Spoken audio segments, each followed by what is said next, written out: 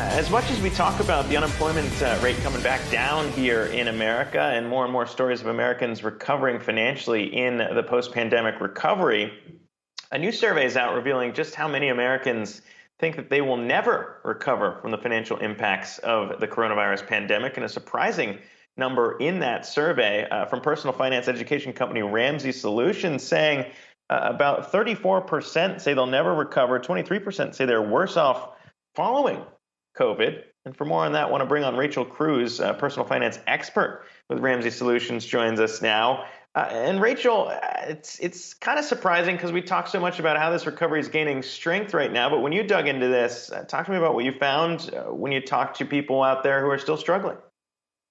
Yeah, a lot of Americans still have not recovered because of this, because of 2020. And so when we look to see this recent survey that we just published today, 1 in 4 Americans that have debt have at least one of their debts in collection. And then 1 out of 5 that have credit cards, they've maxed out at least one last month. So for me, this just shows that we're still dependent upon debts to help us in our lives. So I want Americans to shake that up and say, no, I want to put you back in control of your money and not depend on debt to take care of your life, that you can do this. You can choose to get out of debt. So I do teach people how to do that, but also to say you can put yourself back in the driver's seat of your own life.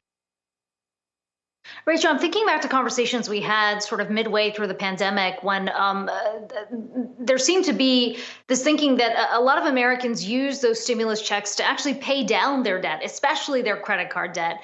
Since then, we've gotten additional checks that have been sent out. So how have those been put to use? And has that actually helped improve the credit picture for a lot of these Americans?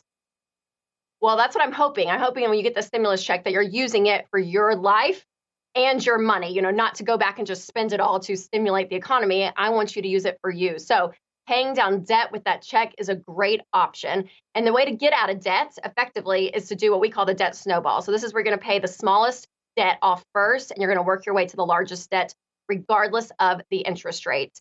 And doing this is going to put you in a position, again, when your income comes in, you get to keep it. And I did find that 44% of Americans that have debt are losing sleep.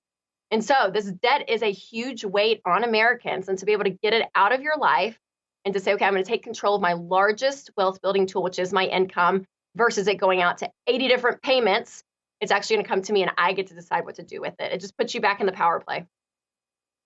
Yeah, it's interesting, too. Over the weekend, we heard Charlie Munger talking about how it's going to be difficult for the millennial generation to build wealth the same way that his generation did. And I think about low interest rates right now and how traditional kind of advice here to be saving isn't necessarily winning as much in interest. And right now, too, when you think about planning for retirement, the other thing that stood out to me, 42% not currently saving for retirement. So when you think about the financial health, planning for the future, something that's very often overlooked for younger Americans, where do you think that impact is being felt when it comes to this pandemic?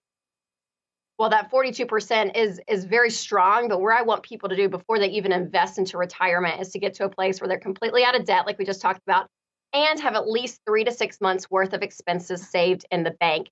And that account specifically, that 3 to 6 months of expenses, a lot of people say, oh, but I'm not making a ton of money on it, in a money market account or a high yield savings account. But for that purpose specifically, it is like insurance. It's not an investment. And then beyond that is where you can go and invest. And the market has done great. I mean, it's kind of up and down, but you look back even in 2019, 2020, the way it did, I mean, it was kind of incredible to see it continue to stay strong. But that's where I want to look for the younger people to go and invest. But again, having them in a financial position where it's wise, where they're out of debt and they have an emergency fund in place. All right, Rachel Cruze, personal finance expert and author with Ramsey Solutions. Appreciate you coming on here to chat all of that with us.